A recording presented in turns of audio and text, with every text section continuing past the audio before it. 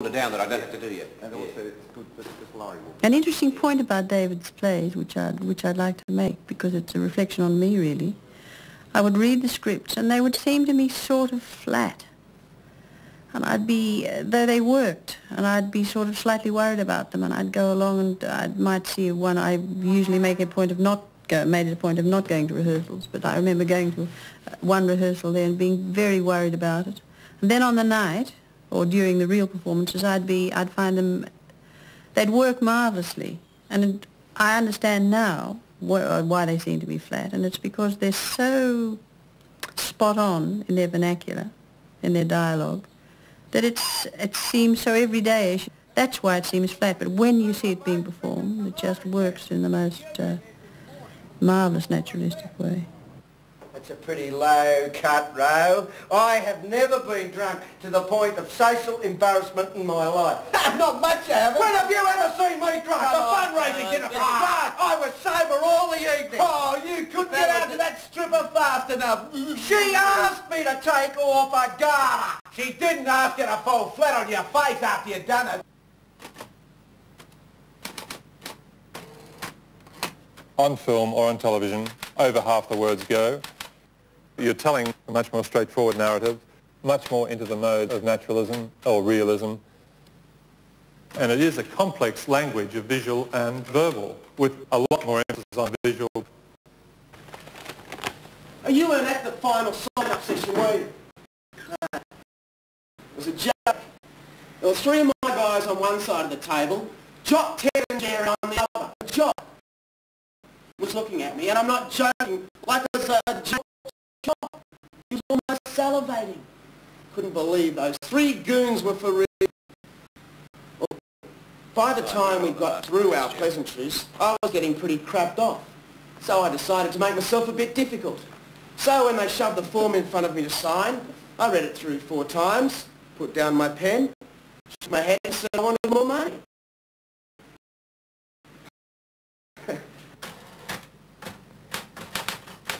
I don't apologise for the fact that I want my plays to connect with an audience.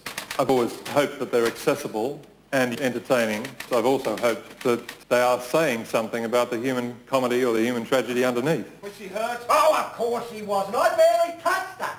But by the time the journalists get through with me, you'll think we went 15 rounds. How did the press find out? The Club, to me, was always more than just an amusing play about football committee men having backroom brawls. It was about the process of politics and the way people go about politicking for their own personal ends. All over. What medical report? Oh, the newspaper rang me to get a club reaction to the incident, and they mentioned a new medical report that's in the hands of the girl's lawyer. She must have got one of her friends to slap her around to get some more money out of me. It happens all the time. I like Ted as he's one of my favourite characters because he's got all that bluff and belligerence of a little Napoleon. Yep, yeah. He's very real, isn't he? Yeah. Honest. Okay, there's a few things where he tries to do the heavy on Danny by threatening, but I think it's... Oh, he's a little martinet. It's all posture and it's all bluff. The secretary's got his measure. Because Jerry's a pragmatist. Oh, yeah. Anything that'll be to Jerry's personal advantage, he will do, irrespective of personal loyalties to anyone. The end justifies the means. The end justifies the means, and that's what's increasingly coming into the code of football at that stage. I don't think there are any absolute blacks and any absolute whites in the play. I think there are shades of grey, and I think certainly Jerry is a fairly dark shade of grey, but not some of what he says makes sense. There's a cynical streak in a lot of people who populate my plays, but I don't necessarily think that means there's a cynical streak in me. I think a lot of human behaviour is egocentric behaviour disguised as compassionate, caring behaviour. And they use language often to disguise this. Loyalty to any one individual is a luxury you can't afford in a business with a multi-million-dollar turnover. I'm sorry, Ted, I don't particularly like the brutal side of pragmatism either, and I'll vote to retain you. But if the majority of the committee ask for your resignation, I hope you can understand their viewpoint. They're going to get you, Ted.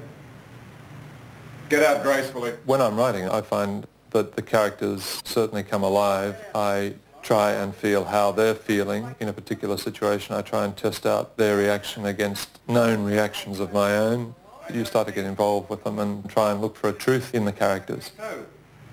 No one's going to sack me, Laurie. I've just resigned. I'm sorry that this has happened, Ted. You've been a good president and you won't be forgotten. You fought to get me my job here and I won't forget that either. I just hope that I can go on to do justice to the faith that you showed in me.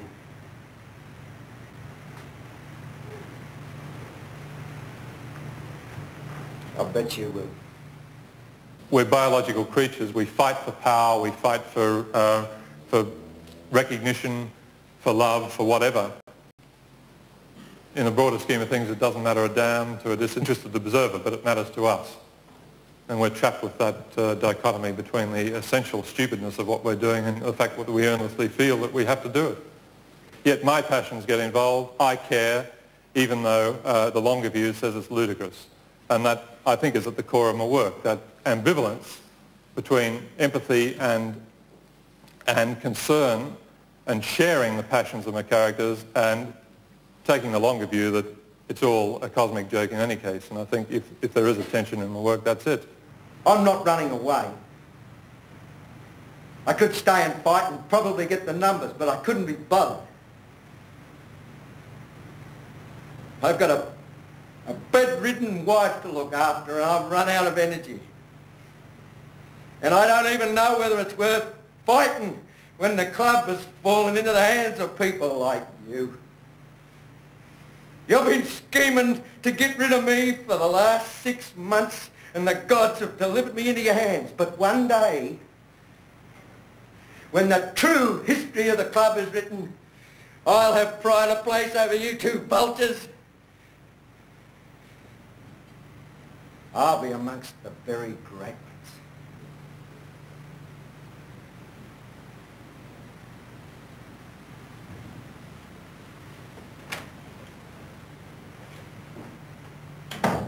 Oh, bastard. I always felt I was writing drama that had more to it than surface entertainment, and I used to get hurt by the critics that said, oh, go along and have a good laugh. And if it's recognised that they're more than just an entertaining night in the theatre, I'm gratified because I've always viewed them that way myself.